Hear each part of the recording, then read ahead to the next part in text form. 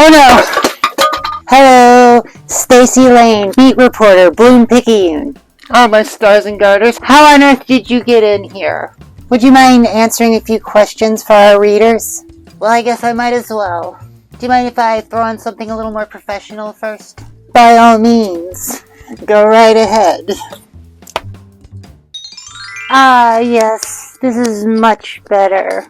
This is what you consider professional attire? Well, that's highly dependent on your profession, my dear. I know what you're here to ask me about. Okay, so you're prepared for an interview. Of course, you want to hear more about my thoughts on Taylor Swift's music after listening to my guest hosting job on my favorite podcast. What did they mean by that? With Christine and Julia Kiefer. You were on that podcast like 3 months ago. Link is in the description. It's my favorite podcast too, but I'm here to discuss anti-trans legislation. Will you do something for me first? Explain how it is that you keep sneaking into this apartment. Think about it, Tracy. We're the exact same age.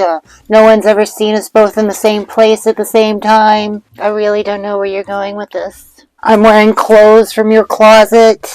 Yeah, no, that's not really clearing anything up for me. OMG.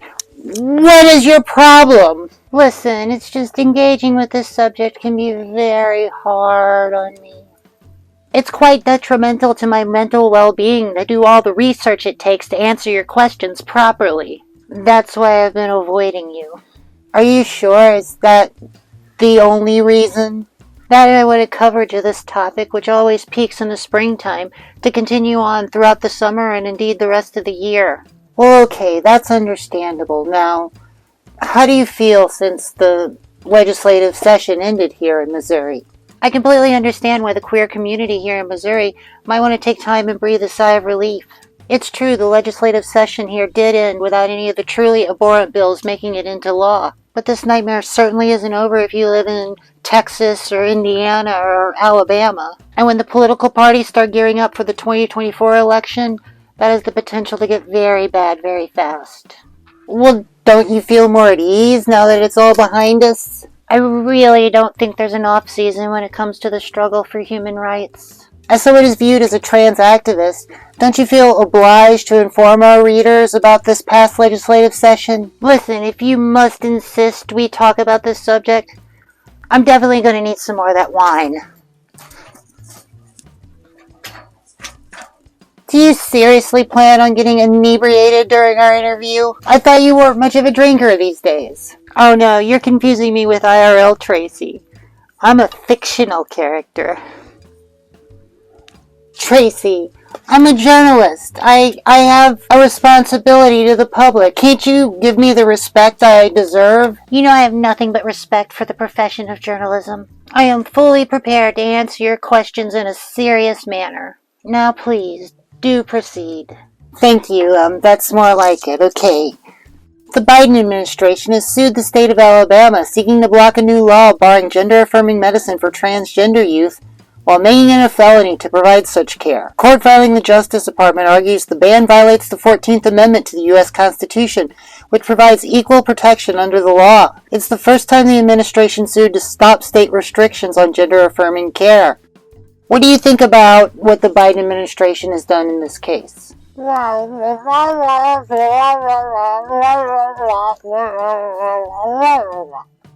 balls of fire, Tracy. I've had a really tough year. It's hard for me to cover this beat. All of these hate laws constantly coming from every direction. I've just about had it. I'm losing my mind here. Okay. Don't calm down. Look. I'm ready now. Look. See? I just wanted to do a positive story for a change. Go ahead, ask me a question.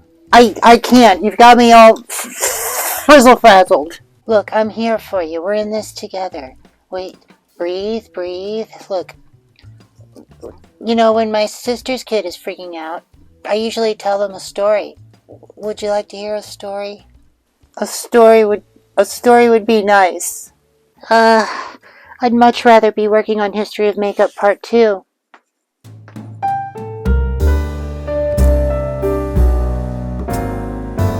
So I had a most wonderful evening recently when a couple of my dear friends invited me to join them at a local eatery for oyster night. Now I do typically eat vegetarian, but I also have a hard time believing that oysters have some deep internal life that differs greatly from that of your typical stalk of broccoli, so bon appetit. So we're enjoying some shots, telling funny stories when a man who used to work in my friend's office building came into the bar. The man was obviously attracted to me. He couldn't keep his eyes off of me. I don't know if it was my warm and endearing aura or the skin-tight leather pants I had on. So one of my girlfriends and I decided to take this party to another bar. But before we left, the man stopped me, asked me for my phone number, and if he could take me out sometime. Well, this man, who I shall henceforth refer to as Frank due to his enchanting blue eyes and primitive attitude towards women, he obviously couldn't wait to see me again, so he followed us to the next bar. Once he got there, he bought me a drink, told me how beautiful I was, kept putting his hands on my arm, on my leg.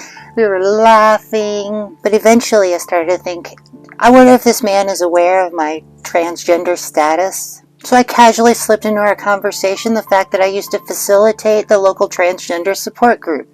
His demeanor instantly changed. He went from positively grabby to moving his bar stool aside and dead quiet. He was obviously having an existential crisis. Poor Frank. So I continued talking, trying to get to know a little bit about him. I asked him what he enjoyed. He said he liked podcasts. He said he was a fan of the Joe Rogan show. So long story short, what started out as a flirtatious encounter tinged with sexual undertones ended in a rather heated discussion about transgender women in sports. So I already talked at length about the concept of passing in this channel's official premiere video. If you haven't seen it yet, maybe you go back and check it out. And in that video, I talked about being proud of who you are and the beauty of trans bodies and being comfortable with yourself as is. But you know what Frank's first question was the minute he learned I was trans? Have you had the surgery?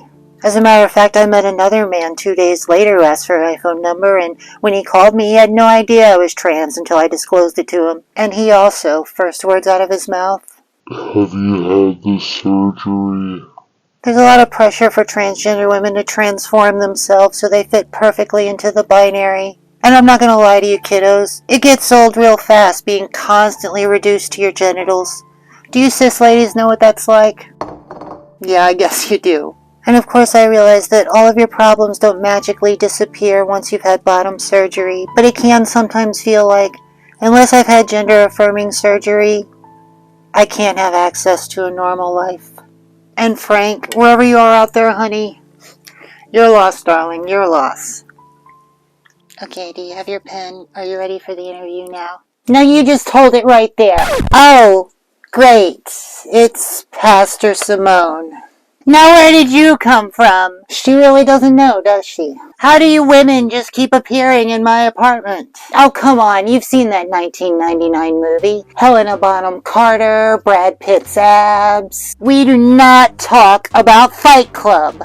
Cute. And you should be ashamed of yourself for even talking to this degenerate. I'm the one who's a pastor at a mega church. I'm a respected member of the community.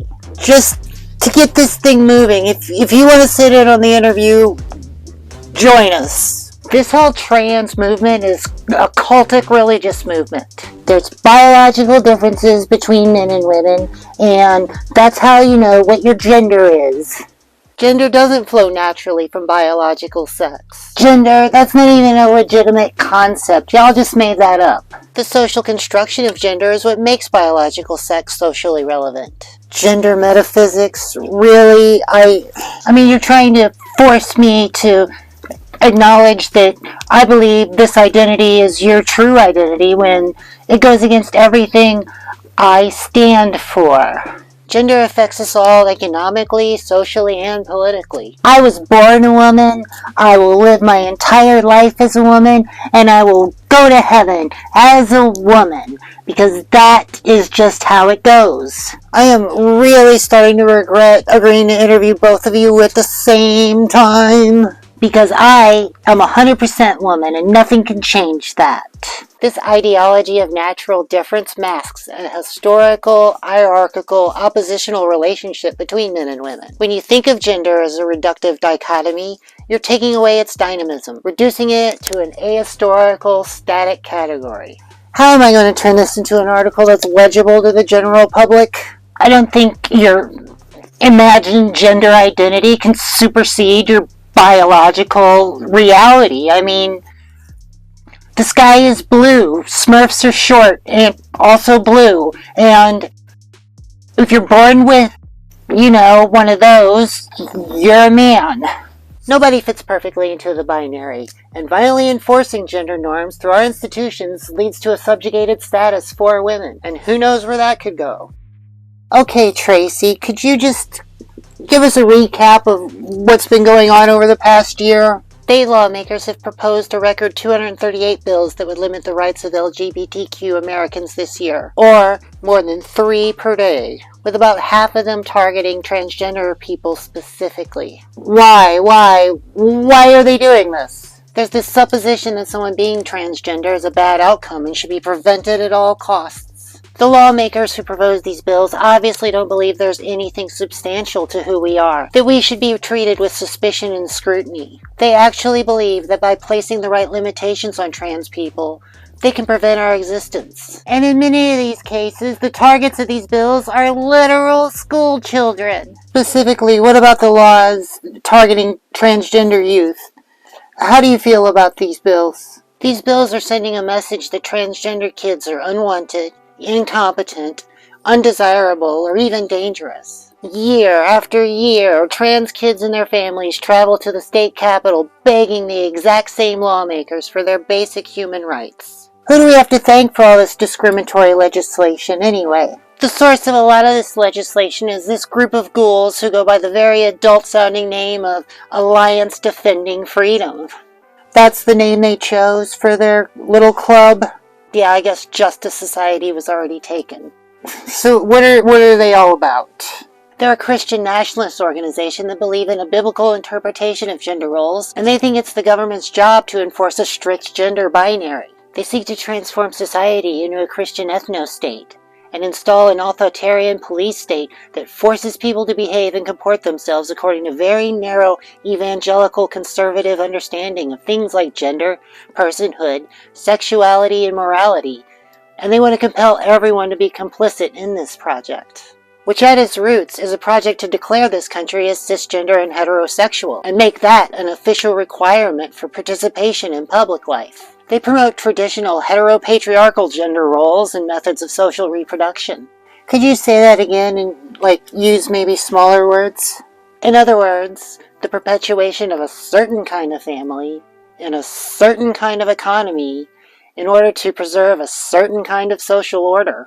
Basically, they want to make America great again. And why don't you want America to be great again? Why can't we go back to the good old days where a man could be a man and be a breadwinner, and women could raise their children and grow up to be honest, hardworking coal miners, and they never had to lock their doors at night, and you could buy lemonade for a nickel, like it was in the good old days when women's labor held up 70% of the economy, and in return we received 20% of the pay. And you knew who you were then. Are you seriously singing the All in the Family theme song? Songs that made the hit parade. I'm losing control of this interview. Oh, she's in full Nick at Night mode now. Those were the days. You just can't get it through your head that our forefathers founded this country as a Christian nation. Because they knew that's the only way that we can have a moral society and we can all achieve salvation in eternity. Yeah, I don't know, I kind of feel like if we allow these groups to destroy American democracy or replace it with Christian fascism enforced by violence, yeah, that's going to be bad for everyone. Can you tell us more about the Alliance Defending Freedom, please? The Alliance for Defending Freedom developed and facilitates a place known as the Blackstone Legal Fellowship. Blackstone? It sounds like a place where they practice the dark arts. Because that's precisely what they do. It's a political laboratory for testing the legal and statutory logic that's necessary to meet their goals. They focus on what they call religious impact legislation. They famously represented that Colorado baker who refused to bake a cake for a same-sex wedding ceremony. It goes against everything this Christian nation stands for to force him to create a cake that conflicted with his faith and his guidebook, the Bible.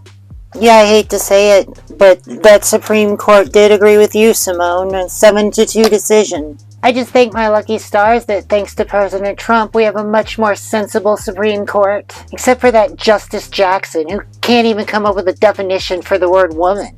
So you're saying the Blackstone Academy is who we have to thank for the masterpiece cake debacle?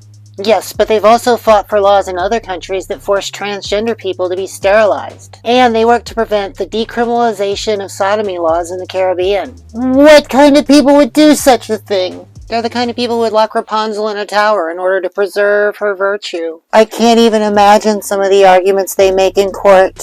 What you're doing is you're trying to deny me my religious freedom. You're trying to force me to do things that go against my very core convictions. My deeply held belief that a person cannot transition from one sex to another, that's based on biblical teaching. And you want to violate my First Amendment rights. So why do they make attacking the transgender population such a priority?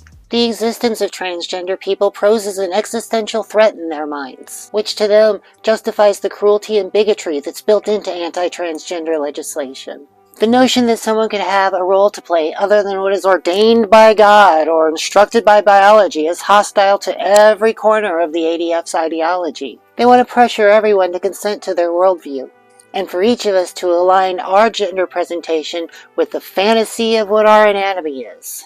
Look, I told you this once in the video Aunt Tracy Goes to Hell. If you haven't watched it yet, you can go back and check it out. Here's the link. Like I said in the video Aunt Tracy Goes to Hell. Wait, why wasn't I in that video? Where was I? Oh yes. Like I said in that video, God created two genders, man and woman. That's what I believe, and these genders are immutable because it's all part of God's plan, and you can't force me to believe anything beyond that.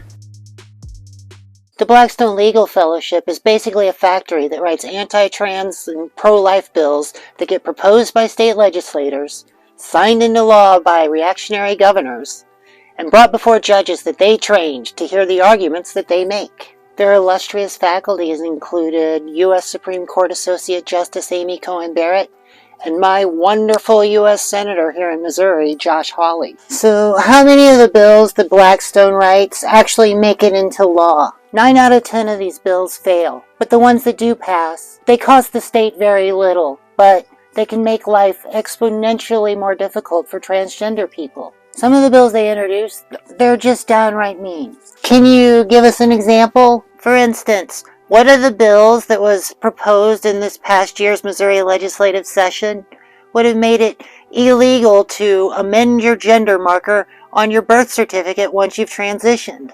What's the point of this? What does it harm to change an M to an F on a piece of paper or vice versa? The state of Missouri already requires expensive bottom surgery if you want to get the gender marker changed on your birth certificate. Plus you have to go before a judge and get a court order, and this isn't a very simple process. You're going to need to hire an attorney to get you through that. And an attorney's going to cost you your entire Joe Biden stimulus check. Joe Biden, you still owe me $600, old man. Don't think I've forgotten about it. Okay, I think I know what Blackstone's all about, but I was really hoping to focus on what happens in state houses in this article. The state representatives and senators who introduce these bills, they don't expect any sort of backlash. These are in red states, states like I live, states like Missouri. It's time they heard back from us. These are the legislators in Missouri who have sponsored some anti-trans, anti-LGBT, as well as some racist bills involving critical race theory. That's right, I'm naming names. Not only am I telling you the representatives' names, but I'll also give you the phone number to their office in case you want to drop them a line. The sponsors of these heinous bills include Nick Schroer, Ann Kelley, Brian Seitz, Doug Richey, Benny Cook, Jamie Berger, Suzie Pollock, Rick Brattin, Bill Eigel, and Michael Moon. I'll also have links to their email addresses in the description of this video. Okay, so now we have an idea of who to blame for these discriminatory bills. Oh no, we're not done going down this rabbit hole just yet. We also need to hold responsible the folks who donate money to the campaigns of these state legislators. Well, how can you find out who the donors are? If you go to followthemoney.org, you can find out exactly who their biggest donors are. You know, one group that shows up a lot with donations is the Missouri Association of Realtors. I wonder if it moved the needle at all if a bunch of homeowners called up and expressed their disdain for these contributions. One way to find out, you can call their CEO at this phone number here. Another person who shows up a lot is August Bush III. That's right, the big billionaire Budweiser bitch. Oh, now you've gone too far, you little harlot. Showing once again that the real villain behind all of this, capitalism. See, you little communist, I knew it. Say what you will about Jesus, but you leave Budweiser out of this. After all, that's America's beverage you're talking about. Doesn't the origin of Budweiser come from a German immigrant? Yes, and I believe Anheuser-Busch was purchased by a Belgian-Brazilian conglomerate called InBev. You're just jealous they can afford the finer things, that they can afford a mansion and a yacht. They're successful entrepreneurs, and you're just a drain on the system. Now, it doesn't bother me that they can buy a nice car or a big mansion or things like that. All I need is my little apartment and my cat. What bothers me is that they can buy a senator or a judge. So you think calling these politicians' offices and calling out their donors, do you think that's really going to move the needle? I mean, is that all we're going to do? No, I'm a strong advocate of bullying these local politicians. They think they can exist in this world where they're on this political plane and none of this material impact affects them at all. Like, how exactly would you go about bullying politicians? You know, it's generally legal to shout at people during public appearances. Fuck Greg Abbott. Fuck Greg Abbott. F-U-C-K. Greg A-B-B-O-T-T. Up top, kitty. Okay, besides yelling obscenities during their speeches, what else? Too many politicians get to have a nice meal at a restaurant without being disrupted. A lot of them are up for re-election, and they're going to have town halls this summer. Take the knowledge you get here and show up at those town halls. Sign up to ask a question. Bring up these topics in a room full of voters and local reporters. Have a friend record it with their cell phone. One well-crafted question has the potential to go viral and impact their ability to get re-elected for years to come. Do you think all this is really necessary? I mean, you said yourself a lot of these bills never even make it to a vote. Like I said, every year families travel to the state capitol, and most of the time they're able to put down these bills. But if we've learned anything at all in the battle for women's reproductive rights, we can't simply rely on institutionalized tactics like lawsuits from the ACLU or judgments in court cases to protect us. The forces that are attacking our civil rights are relentless. You can't just defeat the monster and walk away thinking you'll be safe. You have to double tap those zombies and make sure that they're down for good. They have to understand that we're not going to back down in our fight for our safety and for our dignity. I mean, when we talk to them, we need to maintain politeness, right? They go low, we go high. In our years going to the state capitol to fight these laws, we would show up just like they asked us to on the day when you get public comments, and they would make us wait until the wee hours of the night to meet all in a crammed little room and voice our opinions long after most reporters have gone home. It sounds like they were trying to sequester you in order to avoid the bad press. They were trying to put all their bad eggs in one basket. So I just don't think these milquetoast protests are going to cut it anymore. We need to replace them with decentralized national networks of partners for long-term action and struggle, because traditional nonviolent protests just don't get enough attention. We need louder, more obnoxious protests. We have to empower each other and be visible, fight for ourselves and each other. Realize that this is a fight for trans survival. We need to look for examples of marginalized communities that have fought for their rights in the past. Groups like ACT UP and activists behind the 504 sit-in protests have provided us with a template for organizing creative, nonviolent acts of civil disobedience that empower our community and force our political leaders to take action. Effective demonstrations are bold and should be as disruptive as possible, forcing municipalities to devote significant amounts of their police budget to redirecting traffic and securing perimeters. Protests should interrupt commerce and block access to large retailers, making it impossible to conduct business as usual if business as usual results in the death and marginalization of trans children. Events like die-ins produce visuals that grab media attention and convey the appropriate sense of urgency. The Americans with Disabilities Act was signed into law in the 90s thanks to direct action and demonstrations like the Capitol Crawl. Access to medical treatments were made available after ACT UP disrupted Mass at St. Patrick's Cathedral. Established partnerships with other civil rights organizations to build the resilience and logistics necessary to sustain actions like the 25-day sit-in occupation of the Regional Office of the Department of Health, Education, and Welfare in San Francisco that was organized by activists for the rights of individuals with disabilities. Solicit donations for ad buys in major publications and social media platforms, and for establishing bail funds. When we stand up for ourselves, there will be resistance and arrests. This is where we need our allies to stand with us. Keep in mind the likelihood that transgender activists who get arrested will be held in gender detention facilities. Being arrested is unpleasant for anybody, but can be especially dangerous for trans protesters. The path to equality is treacherous, the obstacles are substantial, and our antagonists may seem legion. But the vast majority of people are with us, and we can demonstrate to the powers aligned against us that there are repercussions to bigotry. In the words of Harvey Milk, no one is going to give you your freedom. You have to take it. Do you think these bills could be harmful even if they don't make it into law? Yes, the impacts and rhetoric around this legislation is profound. I grew up in the late 1900s, when the world was utterly hostile to trans existence. To be trans was viewed as deeply shameful, and it was a secret you were expected to take to your grave, or else it would ruin your life and bring shame and disgrace to your family name. There's a whole generation of kids who've never existed in that world, and it's horrifying to them to see this kind of reaction to their existence. And we need to let those kids know that we exist. We're here to support you. We will fight for you, and we will help take care of you. I can't swing a dead milkman without hitting one of you trans freaks. Like, you've got to be 50% of the population at this point. Transgender people represent a very small segment of the total population. What are you kidding? You're all over the place. You're on my HBO Mac, and I see you hiding in the bathroom stalls waiting to jump out and give me your trans cooties. Are you being serious right now? And you don't want special treatment, like getting to legally change your name? I mean, if you think it's necessary to change your name, you should find yourself a husband.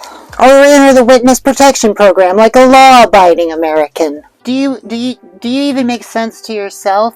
Sounds like somebody's having a bad reaction to all the increased visibility trans people have had since the tipping point. Yeah, increased visibility is nice, but visibility without protections is a trap. For the record, I didn't say trap, she did. Increased visibility creates a convenient rationale. Go ahead and dig a little bit deeper into that, Tracy. There's this false impression of trans power that comes from our increased visibility, and these bills are a reaction to that. They're a reaction to the increased well-being of trans people. They're purposely sliding our rights back, trying to cement the unspoken bigotry of the past into the law of the land. I hate to say it, but trans people aren't the only queer Americans who've been targeted this year by anti-LGBTQ legislation. In Florida, they passed the Don't Say Gay bill, these Don't Say Gay laws. What they are is conversion therapy by omission. The language of this bill reads, classroom instruction by school personnel or third parties on sexual orientation or gender identity may not occur in kindergarten through grade 3 in a manner that is not age appropriate or developmentally appropriate for students in accordance with state standards. Governor DeSantis had to sign that bill into law. Supporters of this legislation say it's meant to allow parents to determine when and in what way to introduce LGBTQ topics to their children. It also gives parents an option to sue a school district if the policy is violated. Someone had to protect our children from being bombarded by efforts to undo any semblance of traditional values. You two just go ahead and start arguing about this. I'm tired of being in the middle of it, honestly. I mean, we have to protect our kids from the evils of the world. Yeah, that logic only makes sense if you consider any exposure to LGBTQIA plus lives, experiences, or people as inherently threatening. You've seen every episode of Law & Order SVU. The criminals who commit sex crimes are especially heinous. You're worried that a queer kid who is having a hard time finding themselves may meet someone who's been through that too, and who's a caregiver, and a role model, and who can tell them about it, maybe even have a shared experience of struggling with coming out. You know there are teachers out there who are pedophiles and sex offenders who are trying to groom our children into deviant lifestyles. Beg pardon? These educators that you can't trust to teach accurate American history or model appropriate moral behavior? Aren't these the same teachers you support arming with weapons to prevent school shootings? Well, I worked in kindergarten, cop. Okay, let's move on to healthcare. I've heard you say in the past you consider denying people health care a form of violence. Do you care to explain? Yeah, the state's project is violence. Rationing the apportionment of life and death in order to protect the interests of capital. Don't get it twisted. It's state-sponsored eugenics. Eugenics, you say? Letting the government decide who does and who doesn't deserve health care. You're talking about it in a kind of a general way here. It sounds like you're talking about some kind of, access to health care equally for everybody. Socialized medicine, you mean? Some sort of Medicare for all, maybe. Yeah, the only thing that makes it trans healthcare is the word trans. I'm still not really clear on how this is all connected to eugenicist ideology. They're deliberately targeting the transgender population for organized, planned eradication. They are clearly telling us that a whole population of people are disposable, that we don't deserve health care, that we should be eliminated. Why would they want to target a marginalized population like that? Because they want to immiserate everyone except the very small ruling class. Never forget, allowing the state to decide what sorts of life and what kinds of people are acceptable and should be promoted, well, that has a flip side, because the promotion of certain conditions of life must come at the subtraction of other forms of human life from the social body. And by creating expansive legal structures to apply that framework, the state becomes a mediator for madness. Aren't there usually jokes in these videos? That's why I didn't want to answer your questions. How am I supposed to make people laugh while I talk about this dreary shit? Should I wear a funny hat? The same way banning abortions will have a disproportionate effect on marginalized communities, restricting access to gender-affirming care is a method of reinforcing social hierarchies. Can you explain what you meant by reinforcing social hierarchies? It forces supportive families to spend time and money advocating for their children. It requires trans people to spend capital fighting for the health care that we have access to right now. And honey, most of us aren't exactly thrilled with the current system. And what do you see as some of the major problems in the current system? There are usually long waiting lists to see an affirming provider. Trans people in rural areas and non-English speaking trans people often find it challenging to even find a doctor who's going to listen to them and know anything about their health care, let alone one that you're comfortable with. And with the prohibitive cost of gender-affirming surgical procedures, you'd have to be firmly upper middle class to even consider top or bottom surgery as a realistic possibility for yourself. The way it is right now, we're excluding everyone except a select group of rich white families who can afford gender-affirming care. And what about trans kids who don't come from financially secure or supportive families? What are we doing for them? We want to just leave it to luck whether trans kids are safe at home or at school. And if they even survive childhood, well then, hey, it gets better, Dan Savage. No, I find this intolerable. Can we offer any help to anyone out there who's having difficulty finding a gender-affirming healthcare provider? Well, if you happen to live in Missouri, you can go to the Mid-Missouri Transgender Support Network to find a list of gender-affirming providers in your area. Arkansas has already criminalized gender-affirming health care for transgender youth, and it looks like Alabama is ready to follow suit. I mean, we need to do something to stop these doctors from chemically castrating our children. Little preschoolers undergoing gender reassignment surgery. You should be ashamed of yourself. Okay, what you just said, not accurate at all. That's one of the most harmful myths out there. Not all myths are bad. You can learn lessons from myths. Aren't there any myths you like? Myth picky? Look, when you're elementary school age, we're talking about gender-affirming care for a child who hasn't even entered puberty yet. So this takes the form of social transition. So you really don't need a prescription for that. At this point, you're just experimenting with different affects.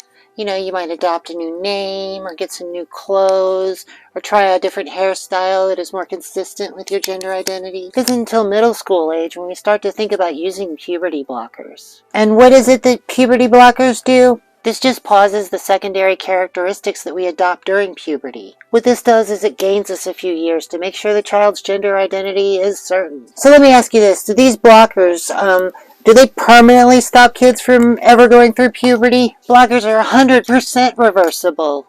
I mean, with a few caveats if you're on them for a very long time, but they typically aren't prescribed that way. Look, when a 9-year-old cisgender child is experiencing precocious puberty, everyone finds it completely acceptable that they be prescribed blockers so that they can experience puberty at what feels like a more appropriate developmental age. But using that same practice to save a trans kid's life, that's being criminalized.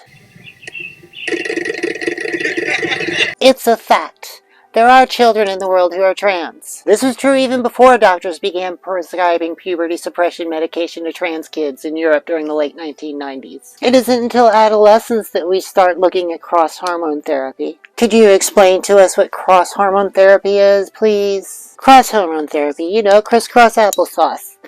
If you're assigned female at birth, you might start taking testosterone, and if you're assigned male at birth, well, that's estrogen and testosterone blockers. Aha, so now you've got these crazed witch doctors prescribing dangerous medications to little adolescents, 13-year-olds, 14-year-olds, who can't even drive a car. Hormones barely qualify as medications. It's a substance the human body produces naturally. The vast majority of hormones prescribed today are taken by cisgender women. What kind of care are physicians actually providing to transgender kids? So by the time a minor begins taking hormones, they've gone through a long and extensive consultation, covering their entire medical history to confirm a diagnosis of gender dysphoria. You better define gender dysphoria for... Gender dysphoria is just discomfort in being in the wrong gender. Elaborate. A confirmed diagnosis of gender dysphoria? That means having a gender identity that is persistent, that it's been that way for a long time, and it's consistent. It hasn't changed over time, and it's insistent. Being in the wrong gender is causing a high degree of distress. Well, why do you have to even give them hormones if you've got these blockers? Can't they just stay on blockers until they're 18? Use your brain, honey. Do you really want prepubescent college freshmen running around? So when an adolescent starts on HRT, what can we expect? In the beginning, the impact of starting hormone replacement therapy is really more emotional and psychological than it is in physical reality. Teenagers are started on extremely low doses, almost homeopathic low doses for the first 3 to 6 months at least. So no one's incurring any permanent physical changes for quite some time. And how do you know that exactly? Because it takes hormones time to act. Puberty, if you recall, can take 2 or 3 years. It's the same for hormone replacement therapy. It's a slow process with imperceptible changes. Most trans people find it frustrating. They're like, how long before this shit kicks in? Look, you can't trust little kids and they say what they want to be when they grow up. I mean, I always knew I wanted to grow up to serve the Lord, but not everybody's like that. What did you want to be when you grew up? Ghostbuster. Hey, I wanted to be a fake journalist. No one asked me when I was 12 whether I wanted to continue on and become a man, but given the option, I would have opted out. What makes you think somebody can be so certain about this at such a young age? Look, I'd be skeptical if a kid at 7 or 8 years old told me they knew whether or not they wanted to get married for sure or what they wanted to do for a living if that was how it was going to turn out. But I believe they know what gender they are. Answer the question, Claire.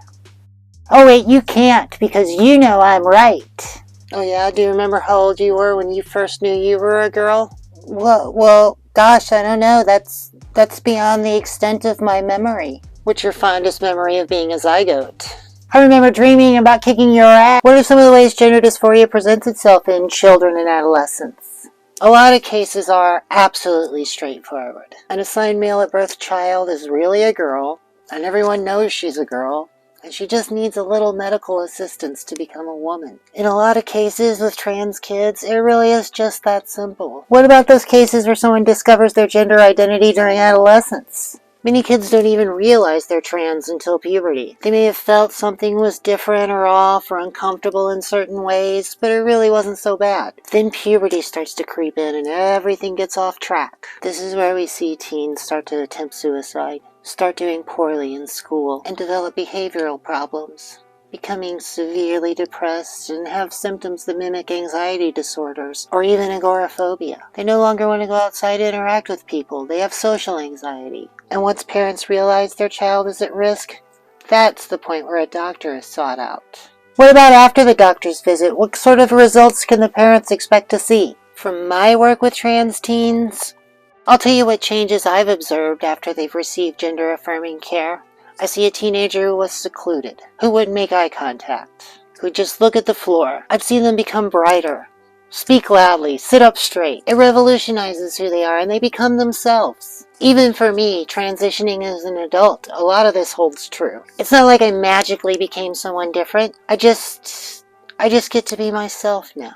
Well, I just don't think we should be giving out hormones and things willy-nilly to kids just because they all of a sudden one day decide they want to wear dresses. Yeah, none of this is willy-nilly.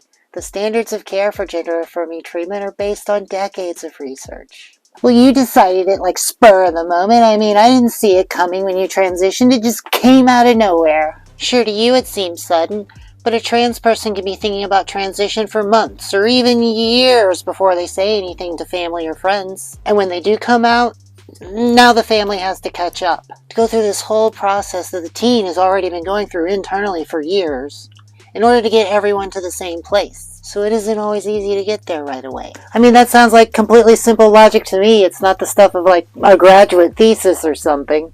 Well, what if a little boy transitions to a woman and then, it doesn't work anymore? And then when they're 30, they want to have their own biological children. What's going to happen to them then, huh? Oh yes, let me use my imagination of who you might be one day to override who it is you are right now.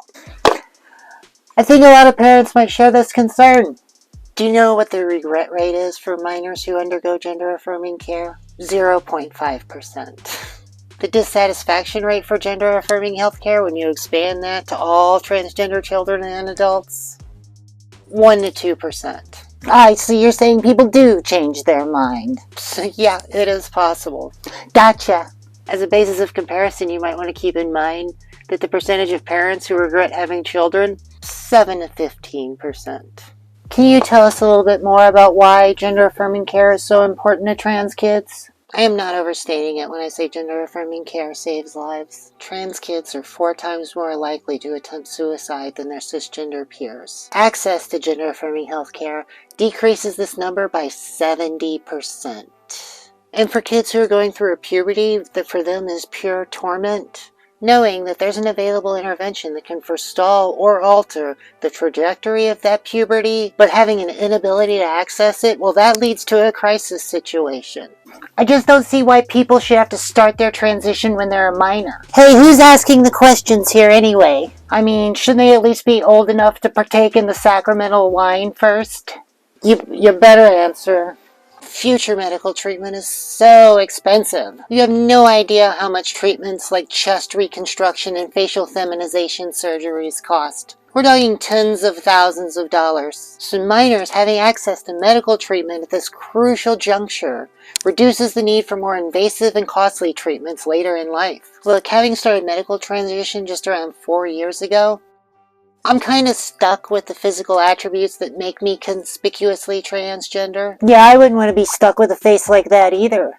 Don't get me wrong, I'm fine with being visibly queer. But living in the Midwest, there are times and places where this makes me a target and jeopardizes my personal safety.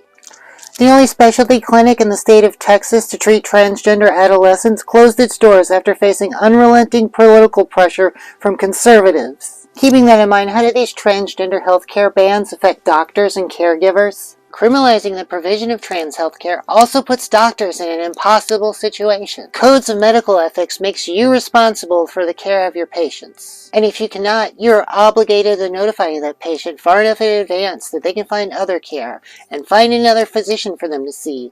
Otherwise, it's abandonment, which is a form of negligence. What sorts of changes would you like to see to the current system of transgender healthcare in America?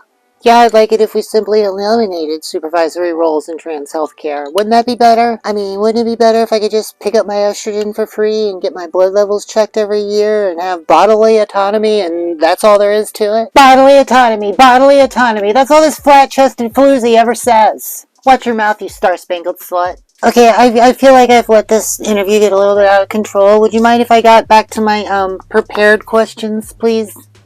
Back in February, The governor and attorney general of Texas issued a non-binding legal opinion that equated certain medical treatments and procedures for transgender teens with child abuse. The attorney general then sent a letter to the Department of Family and Protective Services directing the agency to investigate parents who provided gender-affirming care to their transgender children. The Supreme Court of Texas has allowed child abuse investigations into families of transgender teens to continue. What kind of world do we live in where people consider necessary medical treatment to be child abuse? What's truly dangerous about what Greg Abbott is doing is he's not even waiting around for new laws to get passed in the legislature. He's interpreting the language of current law in a way that makes life difficult for transgender people. Governor Abbott, he's trying to protect the baby Texans from liberal parents who've just lost their minds. You and I think could plausibly be described as child abuse. Showing children one of your videos? Taking children out of their home and forcibly detransitioning them in a gravely traumatic experience that we know for a fact increases their chance for an early death. That, to me, is child abuse. Even for me as an adult, the specter of going off hormones is panic-inducing. I'd go through instantaneous menopause symptoms, and it wouldn't take a year or two to occur. I'd go through that overnight. And trust me, baby, you don't want to be around me when that happens. We want to continue for me to have access to my hormones for everyone's sake, darling, for everyone's sake. The experience of being investigated by Child Protective Services is traumatic. It's arduous. Its investigations are hard to close. And custodial removals, they're hard to reverse. Those fine people at Child Protective Services, they're doing the Lord's work. What they do is they partner with families and communities to protect children from abuse and neglect, and to assure safety, permanency, and well-being for children and vulnerable adults as well. Yeah, that may be true, but I think Child Protective Services does more harm than good. Well, I for one say Child Protective Services is here to protect the greater good. The greater good. The greater good. The greater good. Well, historically, in this country at least, the institution of child welfare has been all about the policing of what they consider undesirable populations. The history of CPS is a history of cultural genocide of indigenous people and the forcible assimilation of immigrant children. Don't forget, Child Protective Services is an apparatus of the criminal justice system and just another tool for racialized governance. Oh, you cry racism at the drop of a hat. You think Columbus Day is racist. Child Protective Services disproportionately targets Black, Latinx, and disabled children. Don't you think mandatory reporting is necessary to keep people safe? I'd say they are. How else are we supposed to hold society responsible for the safety of our children? Yeah, I'd say mandatory reporting systems are weaponized state institutions of policing, surveillance, and eradication designed to produce and exacerbate pressure points that reduce kinship structures, dismantle families, and weaken overall resilience and life chances of entire populations of people. I find having transgender children explicitly added to mandatory reporting lists is alarming, because it creates a whole host of violent scenarios. Violent scenarios, you say? What if you're the parent of a trans child, and you take them to the playground, and while they're playing, they fall off the swing set and break their arm? Will you take them to the hospital, where they might get reported and be removed from your home? You can't implement these policies without policing everyone's gender. So for instance, if you're a cisgender lesbian in junior high, and you have kind of a masculine gender presentation, you might be reported. But the politicians who propose these bills, they don't care about these real-life situations. They're too busy sacrificing transgender kids on the altar of political convenience so they can score points with a radicalized base of bigots. Okay, I'm really starting to understand why you don't want to talk about this. I'm starting to get stressed out. Could you tell us another story, Aunt Tracy? Maybe she should save it in case I have trouble falling asleep tonight.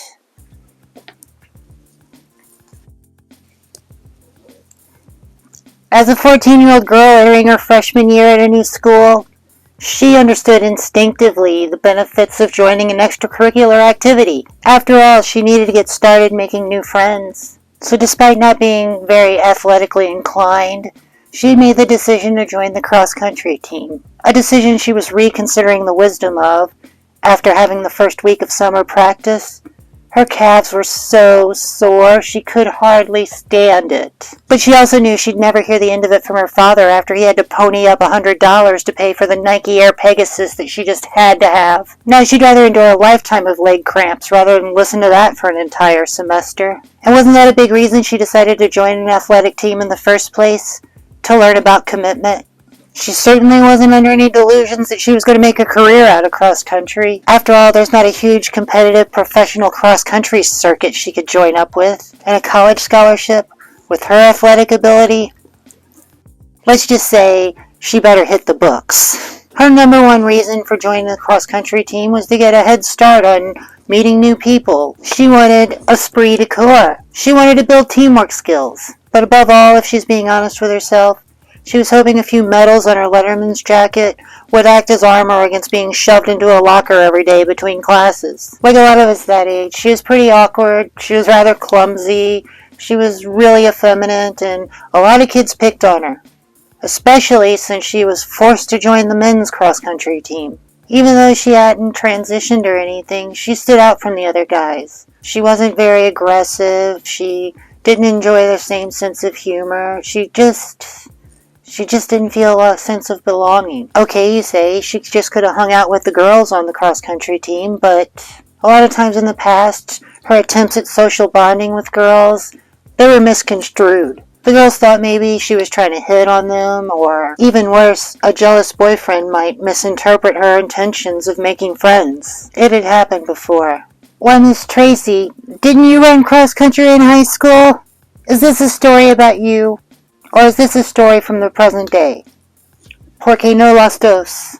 Unfortunately, the answer is both.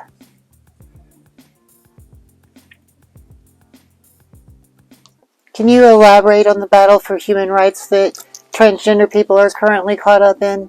We are fighting an asymmetrical war for our rights. In just a 3-week period, Fox News aired 170 segments featuring discussions about transgender people, with Fox anchors, hosts, and guests incessantly fear-mongering about trans people and spreading dangerous misinformation, including the lie that most trans kids have been led to where they are by adult predators. That's a quote. Well, how do you know what they're saying on Fox News? You can't quote that. You don't even own a TV, commie. You can quote from them, though. You could share a direct quote from, like, Tucker Carlson, couldn't you? Well, yeah, I can quote Tucker Carlson. I DVR his show every night. But why on earth would you DVR that show? I watch it again in the morning for background noise, while I'm busy praying for your eternal damnation.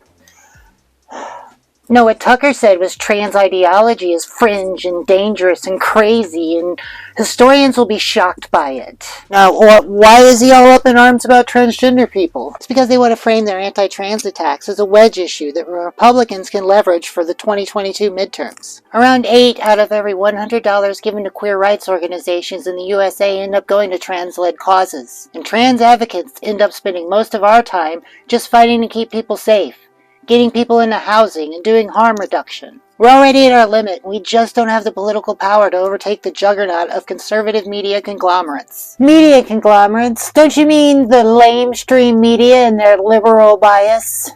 Okay, I'm starting to see now why this is going to be a year-round effort. Fox's bigoted rhetoric coincides with unprecedented attacks on the safety and well-being of the trans community. Anti-trans violence has reached an alarmingly high rate. During those 3 weeks, there were 45 segments to discuss Leah Thomas's swim career. Leah Thomas, she's a cheater, that's what she is. She belongs on the front of a Wheaties box. Don't you mean a Cheaties box? She can call herself a woman, but I don't agree with that. I guess we are going to have to talk about banning transgender girls from participating in women's sports. I know the state of Indiana just passed such a ban. Yet another reason I shall never find myself in Indiana. Yeah, go. Fight about that. If she used to have a penis, if she had one of those, then she also has the bone structure that goes along with having a penis. She has bigger hands, she has bigger shoulder joints. For all intents and purposes, she's a MAN. Yeah, I don't really consider it cheating in sports when you're born with a physical advantage. I mean, Michael Phelps has a tremendous lung capacity. LeBron James, he's very tall. Allowing these biological men to compete, why, it's an assault on women's sports. Any person's participation in sports comes at someone else's expense. If your objective is to cheat at sports, there are far easier, more direct, efficient, and practical methods of going about that than transitioning. I mean, it's not fair to the 1% of female athletes who make it to NCAA competitions. If your daughter was competing and she was competing against a trans woman, you wouldn't think that was fair. At least your cisgender kid has a chance to compete. They're denying opportunities to women. I thought you were supposed to be some kind of feminist. Okay, I'll play your silly game. Let's say, just for argument's sake, you have a daughter who wants to compete in the NCAA championship in the 500-yard freestyle. Before she ever has to battle against Leah Thomas, she's going to have to compete in high school, right? There are 961 high schools in Missouri, only 141 of which have a girls' swim team. So you better be lucky enough to be living in a district where you actually have access to that. Now, if you want to compete in NCAA championships, you're going to have to finish top of your class, plus get into one of the top Division I programs in the country. In order to do that, you're going to need to get a scholarship. You're going to probably have to take out a lot of loans. I want you to ask yourself, are transgender girls really the biggest obstacle to your child's dream? Yeah, if we're going to talk about injustice in women's sports, WNBA star Britney Griner has been wrongfully detained by the Russian government since February. Working against her release is her status as a prominent black lesbian. Okay, I'll be honest, I'm not really following the Leah Thomas-Britney Griner connection you got going here. She was only in Russia in the first place because playing there earned her a base salary of $1 million per season, more than quadruple the salary that she makes playing in the WNBA. We've heard all these stories on Fox News about Leah Thomas, but where are all the stories examining the discrepancy in pay between NBA players and WNBA players? I mean, Fox News is very concerned about fairness in women's sports, right? There's like 7 ESPNs, though. You can't expect Fox News to cover, sports that well. They're busy covering the important topics. If Rudy Gobert was detained overseas, it'd be all we ever heard about. And yes, I had to do research to learn who the heck Rudy Gobert even was. I don't know anything about the man. That's not true. I do know one impressive Rudy Gobert stat. He's a size 20 shoe. So why exactly has banning transgender kids from participating in sports become such a major political issue for conservatives this year? Like, where is all this originating from? A lot of the legislation that's been proposed that prevents trans girls from participating in women's sports, those come from a group called the American Principles Project, which was founded by a former Princeton professor named Robert George. Well, he sounds like a highly sophisticated intellectual who knows exactly what he's talking about. What kind of guy is Robert George? Well, he was a key presenter in a 1994 event called Killing Abortionists, a Symposium. What an asshole! Oh yeah, this was his contribution to the event. I am personally opposed to killing abortionists. However, inasmuch as my personal opposition to this practice is rooted in a sectarian Catholic religious belief in the sanctity of human life, I am unwilling to oppose it on others who may, as a matter of conscience, take a different view. Of course, I am entirely in favor of policies aimed at removing the root causes of violence against abortionists. Indeed, I would go so far as to support mandatory 1-week waiting periods, or even non-judgmental counseling, for people who are contemplating the choice of killing an abortionist. I believe in policies that reduce the urgent need some people feel to kill abortionists while, at the same time, respecting the rights of conscience of my fellow citizens who believe that the killing of abortionists is sometimes a tragic necessity. Not a good, but a lesser evil. In short, I am moderately pro-choice. Oh, what a clever professor. You're so very droll. Someone get this professor stranded on a desert isle, please. We've done it before. We have the technology. The American Principles Project is led by this hobgoblin named Terry Schilling, who likes to post openly hostile transphobic Twitter gems like this one.